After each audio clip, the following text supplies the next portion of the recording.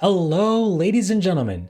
My name is The Advocate, and today we are ranking every single book in the A Song of Ice and Fire series.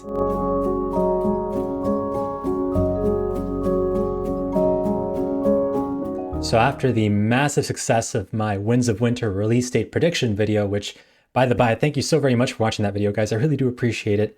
I decided, hey, why not stick around this A Song of Ice and Fire topic just a little bit longer by taking a closer look at the books that I've previously read in the series. And what better way to take a closer look at those books than a rankings list? So I've previously read the entire A Song of Ice and Fire main series twice before. I've also read the A Knight of the Seven Kingdoms novella compilation and the Fire and Blood book, which got adapted into the House of the Dragon TV show. So I think I've got a pretty good head on my shoulders with regards to my thoughts on each of these respective books. I've also previously created book review videos for each of these individual books, so why not compile all of these thoughts into an organized list from least favorite to most favorite as we go through each of these books and I explain why I love this series and why I maybe like some of these books better than other books on this list. So buckle up, ladies and gentlemen, because here are my top 7 favorite A Song of Ice and Fire books that I've read. Let's go! Number 7. Fire and Blood. So despite the fact that I have an organized list with regards to which books I like better than others, I essentially like every book in the A Song of Ice and Fire series, including the 7th place book on this list, Fire and Blood. So truthfully, this is more of an apples and oranges comparison when we compare the somewhat dry historical retelling of previous Westerosi lore events with the more character-central, narrative-focused elements of the A Song of Ice and Fire main series. Similar to real-life history, a lot of the Targaryen history is told through multiple various accounts from different eyewitness testimonies, and trying to puzzle out the truth that lies somewhere in the middle of these multiple different testimonies is a lot of fun. This is especially true during the second half of the book when we delve into the Dance of the Dragon's War, and we have the perspectives of Grand Maester Munkin, Septon Eustace, and my favorite character in this entire book, Mushroom, as they each tell various important Targaryen events that range from might be true to downright depraved, and it's so much fun to try to puzzle out, and I loved that aspect about this story. However, despite the engagement that a reader gets from trying to figure out the truth of the story, this is still ultimately a history textbook, and if you're not already immersed in the Targaryen lore of this world, then you're probably going to have a difficult time getting invested in this book. So despite me enjoying Fire and Blood, I think it's probably my least favorite book in the A Song of Ice and Fire series. Number 6. A Dance with Dragons. So this book is definitely the book where George's plotting begins to get out of hand. Despite me greatly enjoying large sections of A Dance with Dragons, I do have to say that this book is the most meandering book in the entire series. There's a lot to love. George's prose is certainly improved when compared to his first 3 books in the series, and there's definitely a lot of neat little interesting wrinkles within A Dance with Dragons, including the reveal of Griffin young Griff, which I think is a fantastic plot twist. But I just think that we could have done with a little bit more tightening in this book to iron out some of the more bloated elements of the story. Even before knowing about Amyrini's knot, I could definitely tell that there was something slightly off about this book when compared to the other books, particularly with regards to 75% of Dany's plot. Because honestly, her navigating the political tensions around the city of Meereen with the Sons of the Harpy on her back, all the while she contemplates this Daario romance in spite of being betrothed to Hizdahr zo Loraq, it just feels like one giant mess. This bloated, somewhat messy plot also extends to the second half of Tyrion's journey when he's with Penny and enslaved in Meereen, and the first half of Jon Snow's story when he's just kind of up on the wall trying to negotiate with his Night's Watch companions to attempt to allow the wildlings across the wall. It just feels like a whole lot of chapters dedicated to not much going on. Now, with that said, despite my complaints, there is a lot to love about this story, even within our big 3 main characters. Dany has some fantastic set pieces in her story when she escapes Daznak's pit on the back of her dragon Drogon. Jon Snow, the moment he lets the wildlings across the wall, I think his story picks up dramatically. The first couple of chapters where he's discussing wartime strategy with Stannis are also just fantastic. And even the first half of Tyrion's story where he meets up with Illyrio and they discuss potential Blackfyre implications, and also meeting up with Griffin, young Griff, on the Shy Maid, all that stuff is absolutely fascinating. And outside of our main three, I absolutely love everything that has to do with Theon's ongoing battle with his internal Reek persona, Reek, Ramsay Bolton, and the mystery of Winterfell, and all the political intrigue that is involved with the North, Stannis' encroaching army towards Winterfell as they approach this stronghold of the Boltons. There's a lot to love about this book. I just personally wish that all the big moments within the story weren't spaced apart by large sections of aimless meandering, both in terms of George's occasionally rambling text and also in terms of sometimes limited plot development. But I know having A Dance with Dragons as my 6th favorite book in the A Song of Ice and Fire series is going to be a very divisive pick, so definitely let me know where you guys would place this book on your own rankings list. Number 5. A Knight of the Seven Kingdoms. So as I mentioned with Fire and Blood, comparing the supplementary books in the A Song of Ice and Fire series with the main series proper honestly comes down to apples and oranges. Do you personally prefer to read a more narrative-focused book with a set number of POV characters, or do you prefer to read something different? I personally subjectively prefer the larger scale stories of the main series, but despite that, I think George does very well with a more intimate cast of characters in a smaller scale, quote-unquote happier story. Despite the more peaceful and upbeat narrative, George doesn't betray the themes of the main series proper. A lot of political scheming and intrigue is still very much looming over the background of this story as it does with the main books. A Blackfyre coup comes front and center at the climax of the 3rd novella, The Mystery Knight, my personal favorite of the 3 novellas, and seeing Dunk and Egg try to navigate their way out of this Blackfyre coup despite Egg's Targaryen lineage is absolutely fascinating and very gripping finale to this wonderful collection of stories. Additionally, because we spend all of our time with our 2 main characters, we really get to know Dunk and Egg in and out throughout this entire novella collection. So whenever they are in a moment of potential peril, we really feel for these characters and we want these characters to make it out okay. There's also a lot of great Easter eggs within this story, such as the appearance of a child Walder Frey and a very young Aemon Targaryen that I think make this story just a lot of fun, and personally make me look more forward to a Dunk and Egg novella number 4 as opposed to a Fire and Blood 2. If you've read the main series but for some reason haven't read the Knight of the Seven Kingdoms compilation, I definitely recommend this book, as I think it's a lot of fun and adds just a lot of interesting lore that maybe isn't present in the main series. And once you do, definitely check out my full review on The Knight of the Seven Kingdoms. Hooray, engagement! Number 4. A Clash of Kings. A Clash of Kings is a very good, occasionally great follow-up story to the book that started it all, A Game of Thrones. On a personal note, this book also serves as the introduction of my favorite character, who, may I add, is the only, as of now, surviving king from the original War of the Five Kings, Mr. Stannis Baratheon. Now, despite some personal things about this book that just tingle my subjective tastes, I will say that Clash definitely has some middle book syndrome going on for it, as I feel George is often trying to fill time in an effort to get us from the fantastic introduction of Game of Thrones to the climactic set pieces of A Storm of Swords. This book, when compared to A Game of Thrones, is definitely a less centralized narrative. Now that Ned Stark is no longer around, who was the glue that held that first book together, we don't really have a proper main character to hold this story together.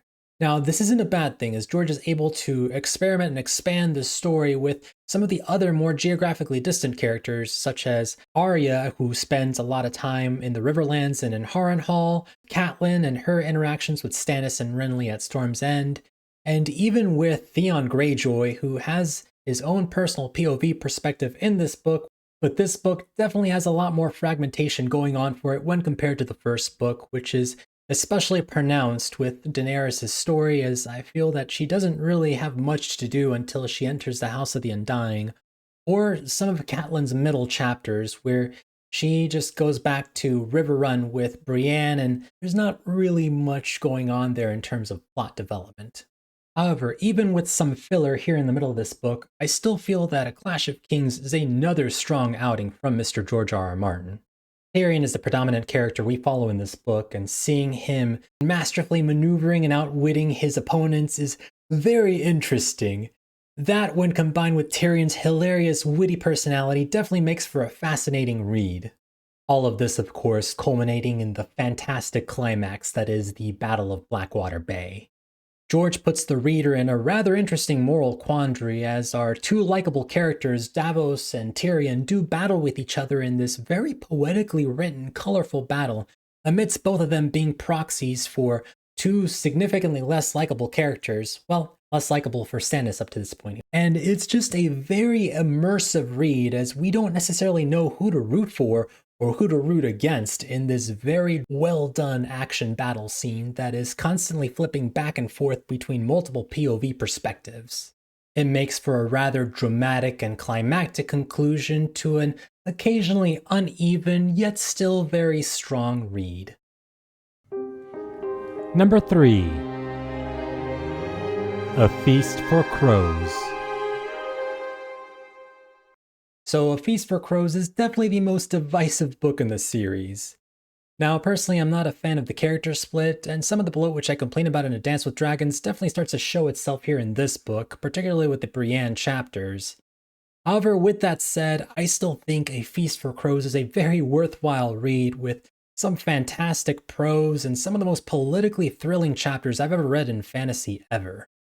Cersei Lannister steals the show here as her messed up personality is seeped in some King's Landing political maneuvering, albeit bad political maneuvering, as she tries to protect Tommen and dispose of Marjorie in her own way, and it's just an amazingly hilarious and fascinating read all at once. And although there's a lot of readers who aren't big fans of the expansion of the lore here in this book, I think it makes for some of the strongest chapters in the entire series. There's a chapter here that's essentially just one long conversation between Arianne Martell and Eris Oakheart, and just reading their dialogue as they plot to undermine King's Landing with their own plot to crown Myrcella, all the while delving into some previous lore regarding the Dance of the Dragons War, is just absolutely riveting, and I'm all for it. Even the Ironborn chapters, which I personally wasn't too big on my first read through, definitely come to life on a reread, as seeing everyone's personality shine through the King's Moot as they debate who should be crowned king or queen is a riot. Although we follow a lot of characters we're not used to traditionally following, the amount of political machinations that occur in these various isolated locations around Westeros breathe an element of world building and logical thinking to these far-off locations that just make us more interested to hear more about their cultures and see how it will intertwine with the main story of the future books. And even with the characters we're used to following, there's still a lot of intrigue going on in their stories, as both Jaime Lannister and Sansa Stark have their own character journey as Jaime sort of learns to distance himself away from Cersei and grow into his own as a leader of his own platoon, and Sansa even grows into a little bit of a player in the Game of Thrones there close to the end of the book. There's a lot going on underneath the hood of this book that a lot of people tend to overlook on their first read. Yes, there is some bloat here with Sam, Arya, and especially Brienne's chapters, but there's just a lot of interesting questions going on here that I'm personally excited to find the answers to in the future books. A Feast for Crows is a great story, and if you maybe read this book once and didn't like it as much as others did, I definitely recommend rereading this book, as there's a lot of hidden stuff that you may have missed on a first read that I think you'll have a lot of fun uncovering on a second read. Number 2. A Game of Thrones. Ah yes, the book that started it all. I don't think George had any idea back in 1996 on the can of worms he would open up with this masterpiece of a book. What more can I say about this nearly flawless book that hasn't already been said by millions of other people? A Game of Thrones is a tight and concise narrative with an engrossing yet very brutal world with very real, well-written characters at its center, and it's fantastic. It's a book that hooked so many readers on first read, including myself, and a story that hooked so many viewers with the Game of Thrones TV show when it was released in 2011. The political scheming and murder mystery in King's Landing, which immediately engages a reader via proxy of our main man, Honorable Ned Stark, to pay attention to the clues dropped in the story. The ominous presence of the others beyond the wall, which adds a rather fantastical element to this non-fantastical, brutal world. The tragic but well-written subversion of expectations when our main character is immediately killed off in the first book. It's an engaging story that immediately hooks us in this world where decisions, regardless of whether or not they're good or bad, have consequences. A Game of Thrones is an absolutely perfect introduction into this story and world, and the only really minor issues I have are with regards to some of Daenerys' chapters, as her story feels so far removed from the main story, but despite that, I think this is a wonderfully written book and just an absolutely fascinating read, and my second favorite book in the A Song of Ice and Fire series. Number 1. A Storm of Swords. Yes, I am aware I'm predictable.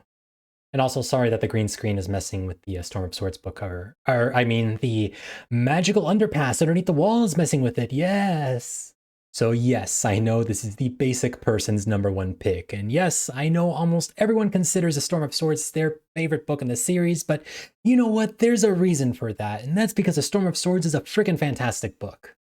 A lot of plot threads, not all of them, but a lot of threads that had been previously built up in the first two books of the series receive climactic crescendos here in A Storm of Swords with a payoff that is an absolute emotional roller coaster. Obviously, the big event everyone talks about with regards to this book is the Red Wedding. And yes, when I first read this book, I too also had a very emotionally visceral reaction immediately directed towards Walder Frey upon his part in killing Robb Stark. I was so sad, angry, all the emotions, and I don't think I've ever read a story that made me feel such instinctive reactions such as those.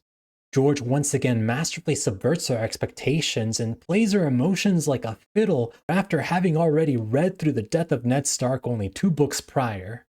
And even within the Red Wedding chapter itself, George evokes a sort of haunting imagery through his prose via Catelyn's POV chapter, and although you can't quite place your finger on it, you know something about this whole scene is off. It is masterfully done, and I commend George for his abilities here. And that's without even delving into the plentiful amounts of foreshadowing that George provided in the previous book and in this book with regards to this dreaded event. Upon a reread, you realize that, like, oh, of course, it makes so much sense why they would want to kill Robb Stark. Oh man, the clues are there. Robb Stark, what are you doing, my man? George has this fantastic way of making us catch things on a second read, and it's so well done. But this book is so much more than the Red Wedding, and in fact a lot of stuff happens in this book, especially within the final 500 pages of this book, which are just absolute mass pandemonium. Joffrey's death at the Purple Wedding, the fallout from the Purple Wedding, which includes the trial of Tyrion Lannister, and the fantastic Mountain versus the Viper trial by combat, Daenerys' siege on Meereen, Jon Snow's defense of the Wall against the Wildling invasion, Stannis showing up at the Wall to save the Night's Watch, Tyrion killing Shae and Tywin in a murderous spree after finding out that Jaime lied to him for all those years about Tysha, Lysa Arryn blurting out that she was the one to poison Jon Arryn at the very beginning of the story under the guise of Littlefinger, which alarms us to the fact that this whole trilogy has been expertly maneuvered by Littlefinger this entire time. Oh man, it's so good. Oh, and obviously the resurrection of Catelyn / Lady Stoneheart Stark. Oh my gosh. Just so much stuff. This is objectively, well, as objective as you can get, a very eventful / exciting book. But what makes these events so fantastically unforgettable is that George isn't just a writer of spectacle, but rather he backs up the sizzle of this story with some very nice character substance that makes these moments all the more memorable. Jaime loses his sword hand where he has an existential crisis and then has to come into his own for the first time in his life. Tyrion loses his Hand of the King badge and then comes into his own as well, but this time by succumbing to the darkness and allowing himself to be overtaken by this nihilistic dark villainy inside him. Arya uses her hand to reveal a coin that she had hung on to since A Clash of Kings to finally allow herself to escape the miserable life she had lived along the Riverlands and in Westeros. A lot of character moments, a lot of events, a lot of excitement. This is the best book in the series and probably the best fantasy book I've ever read. Up to this point, anyway. So that concludes me fanboying over all these books in this series I love so much. I hope you guys enjoyed this ranked list of the 7 books I've read in the A Song of Ice and Fire series. If you agree or disagree or just want to poke fun at me for this list, definitely let me have it down in the comment section below. I would love to engage with you guys on this topic. I love this series and I'm looking forward to future follow-up. However, as I mentioned in my Winds of Winter prediction video, I just don't think it's going to happen anytime soon. So in the meantime, we've got a bunch of other series to tide us over until then. So I definitely hope you guys will join me for those. But until then, thank you so very much for watching this video, guys. And until next time, The Advocate, out.